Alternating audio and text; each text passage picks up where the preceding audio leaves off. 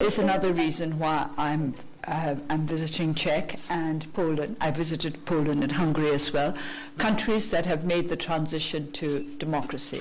Difficult transitions, and some would say not totally completed. But I think much, much further ahead than we are in Burma.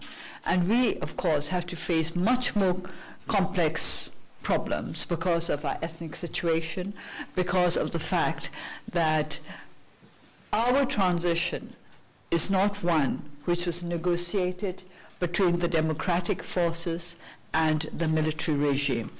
This is a transition which was tailored and implemented by the regime in the same way in which the Constitution was drafted and adopted by the regime, not by representatives of the people.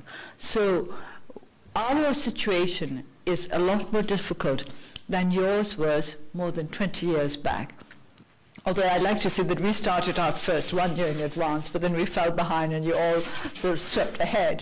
So we'll have to make up for lost time. And we need to be conscious of the urgency to amend the Constitution because it is now under consideration in the legislature. Why this Constitution must be amended if we want Burma to be a peaceful, united, democratic nation. The ethnic problem will not be solved by this present Constitution, which does not meet the aspirations of the ethnic nationalities.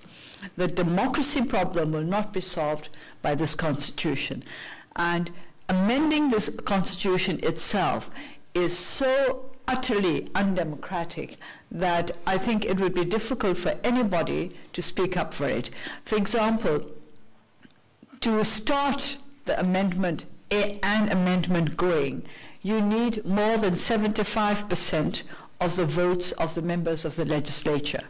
That is to say, more than 75%. But 25% of the members are nominated military men, nominated by the commander-in-chief, and he can change those people at any time he pleases. They're not nominated for the life of one parliament.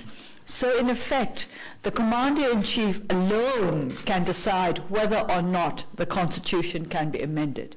Now, is it democratic that in a country of an estimated 60 million, one man alone is in a position to decide whether the Constitution can be changed in the way we would like it to be changed? So without going into all the different provisions of the Constitution which make it undemocratic, the very provision for amendment makes it quite clear that we are not heading for a genuine democratic society. So we need this changed, and we need this change as soon as possible.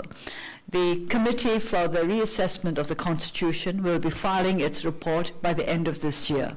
So before the end of this year, we in Burma are working hard. When I say we, the National League for Democracy and our allied ethnic nationality parties are working hard to come out with a joint statement with regard to the need for amendments to the Constitution.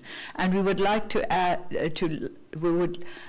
like all of you who would like to see our country fully democratic society, to join your voices to ours to call for amendments to the Constitution by the end of this year. So that is the second reason why I have come here, to ask for your help. You have already helped us a great deal, but you might as well help us until we get to where we wish to get to. It's always, we have a saying in Burmese that if you're going to see somebody off right to the harbor. That is to say, if you're seeing somebody going off in a boat, just don't leave him halfway through. See him right up to where the boat leaves. So in the same way, I would like to say to you, since you have helped us so much along our struggle for democracy, I hope you will help us now again at this very important point when we are trying to make amendments to our Constitution. Thank you.